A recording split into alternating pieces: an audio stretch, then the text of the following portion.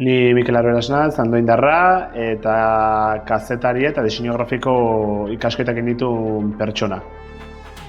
Eta Mikel, nola ezautu zenun zu Castilan Plus egitasmoa?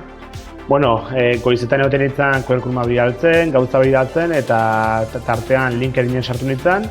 Eta LinkedInetikan, ikusi nun batean Castilan proiektua eta hor barrun lorpen eta hon nintzen pixka bat informatzen. Eta ikusi nun netako gauza potente izan zitekeela eta nire lan mundura murgiltzeko berriz ere garrantzitsua izan zitekeela. Eta nolakoa izan da esperientzia, Mikel? Egia esan oso aberasgarria izan da, azken finen lagundu dit bai LinkedIna hobetzen, curriculuma hobetzen, nire lan arloa finkatzen, azken finen nik kasteritza eta diseinu grafiko ikasi nun, baina noski, kasteritza edo komunikazioa oso arlo zabala da, eta lagundu dit pixkat finkatzen zer egin nahi nun etorkizunea behi da. Eta saio da esente egin ditun arren oso eramangarri egin zait, eta gainez motza.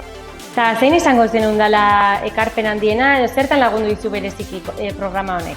Bueno, erabaki nuen nire ibilbide profesionala momentu baten amaitzea eta berriz pixkat ikasten jartzea eta ikasten jarri nintzen bitartean ikusi nuen lorpenen egitasmoa LinkedInen bitartez eta bertan murgiltzea erabaki nuen, pixkat ikusteko zertan lagunduko zian, pixkat lehen esan bezala finkatzeko nire etorkizuna eta lan arloa eta guain, segituan lan mundun murgiltza lortu nuen, EITB-ko Orio produktuetako Milduze saioan, eta hortikan aurreia lan eskaintza iritsi zaizkit, eta tarteen guain berri egunkarian lanean nabil.